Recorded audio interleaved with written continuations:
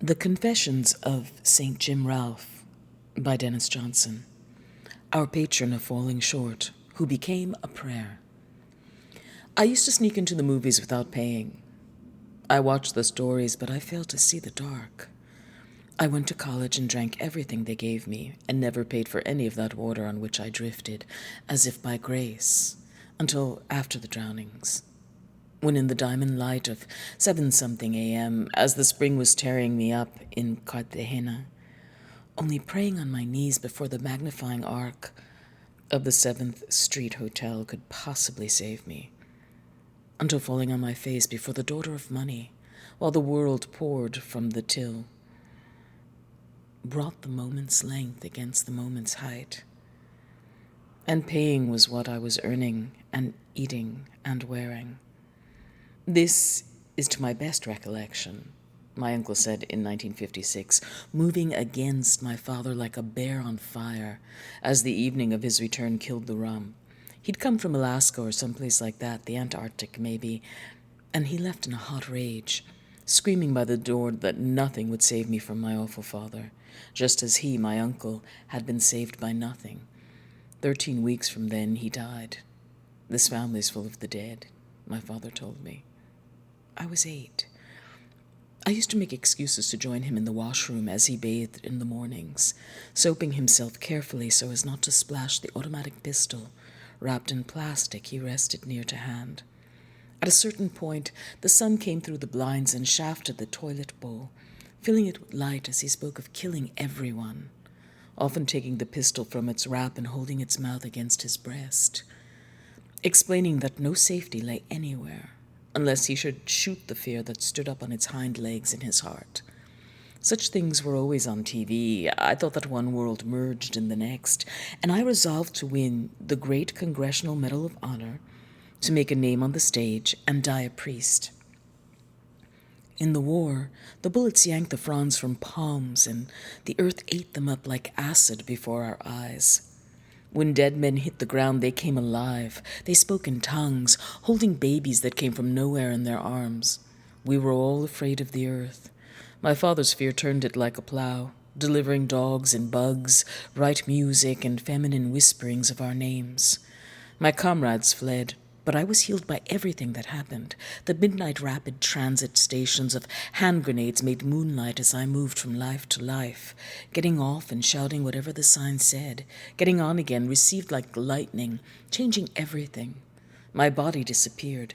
The enemy knew me as a ghost who dropped a shadow the size of night and turned the air to edges.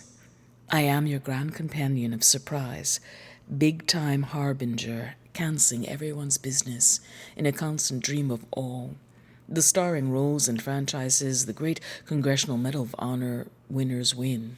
Wounded twice, then decorated more than any other in my regiment, I stood at home plate, vomit on my blouse and whiskey in my blood, and heard the dirt of my hometown falling grain by grain out of the afternoon, while everyone's rah-rah-rahs affected me like silence. The mayor handed me a 4x4-inch cardboard box a colonel handed him. I threw it at the vast face of the crowd, screaming I wanted only the Medal of Honor. I lose the thread of my existence here. I see me strange and drugged, against my will, telling my life story to a room, traveling the aisles of an asylum out there in Maine, among the Aborigines. They must have sent me loose, or I escaped. I see myself in a forest-bordered field, unchanged and wearing my uniform, free, yet somehow jailed by old desires, and saying what a soldier says, for home, nothing, comrades, for you, these hoarded rations. With 4 monstrosities in uniforms, like mine, I pulverized guitars and wept for the merriment of many. Brothers, when shadows lengthen and they lower down the American flag and close our government, another country rises like a mist by garbagey coliseums on the warehouse side of town to listen to that rock and roll. God speaking with the devil's voice, unbreathable air of manacles, a storm to bless your multicolored lips with sperm. We sundered them until they brought their bones forth from the flesh and laid them at our feet, screaming their lungs shut tight as fists, shutting their homes forever, leaving name and tongue and mind and sending us their heads through the mail in the night. We ran it past the edge. We gave them something everyone could dance to. Whatever is most terrible is most real. The Bible fights, the fetuses burning in light bulbs, the cunnilingual intravenous swamp of love. 3 times I died on stage, and the show went on, while doctors snatched me back from Chinatown with their machines. We struck it rich, without a repertoire, without a name or theme. We toured the land and 80,000 perished. We were real, but not one company recorded us. Everywhere we went, they passed a law. We toured the land, sweet, burning Texacos. The adrenaline darkness palpitates frantically. The highway eats itself all night. The radio's wheedling bebop fails in the galactic soup near dawn. The Winnebago shimmers. Everything tastes like puke.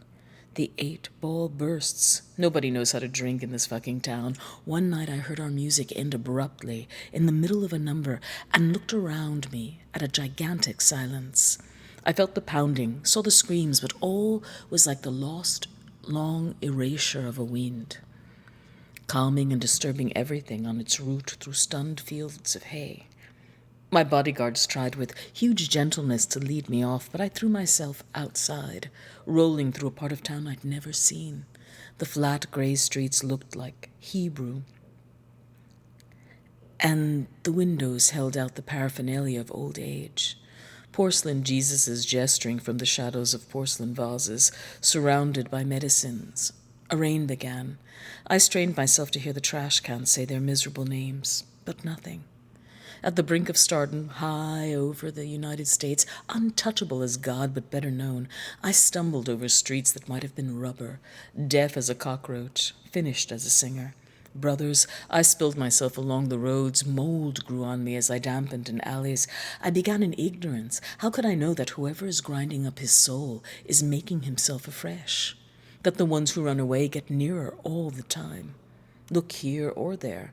It's always the horizon, the dull edge of earth, dicing your plan like a potato. Does water break the light, or light the water? Which do you choose? What is, or what is? I painted myself black and let that color ride through virgins like the penises they dream of while their fathers sleep. I lied. I cheated like a shark. I robbed the dead. Nothing healed me, just as nothing healed my uncle of himself.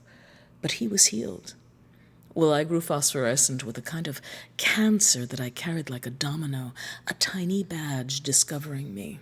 Oh, please, my love, I want to rock and roll with you. Feel it, feel it, feel it all night like a shoe.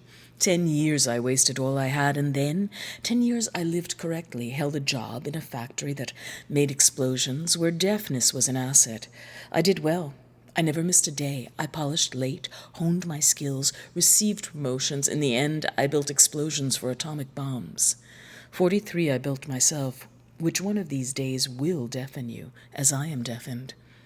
I wrenched the fraternal orders with my tale of sorrowful delinquency, the elks, the lions, moose, those animals. They love the crippled rock and roller with the heart wrung out as empty as his former mind. And variously, and often, they cited me. I walked the malls with an expanded chest, took my sips with my pinky cocked, firing dry martinis at my larynx and yearning for the strength of soul it takes to suck a bullet from an actual pistol, hating my own drained face as I intimidated mirrors or stood in a jail of lies before the Eagle Scouts. An alarm clock going off inside an alarm clock, in a lump of iron inside a lump of iron, hating myself for having become my father. At night, I prayed aloud to God and Jesus to place me on a spaceship to the moon. 11, I told them constantly, my mind is tired of me, and I would like to die. Take me to ground zero. Take me to ground zero, where in the midst of detonation it is useless to demonstrate quod erat demonstradum. This was my ceaseless prayer, until my lips were muscles and my heart could talk, telling it over and over to itself, until they fired me and drove me to the edge of things. I dumped my prayer into the desert, drinking cactus milk and eating sand. I wandered until I saw the monastery, standing higher and higher. At first, a loose mirage, but soon more real than I was. There I fell on my face and let light carry me into the world, just as my uncle told it 9 million years ago, when I was 8. and the prison of my human shape exploded. My heart cracked open, and the blood poured out over stones that got up and walked when it touched them. High in the noon, some kind of jet plane winked like a dime. I saw it also flashed over the vast, perfumed commercial places, filled with stupid but well-intentioned people, the wreckages and ambushes of love, putting themselves across, making it pay in the margins of the fire. In the calm spaces, taken across the dance floor by a last romance, kissing softly in a hallucination strewn with bus tickets and an originless music.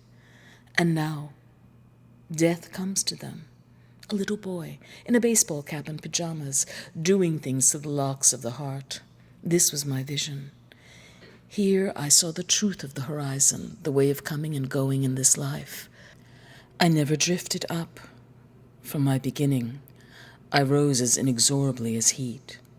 Brothers, I reached you, and you took me in. You saw me when I was invisible. You spoke to me when I was deaf. You thanked me when I was a secret. And how will I make of myself something at this hour when I am already made?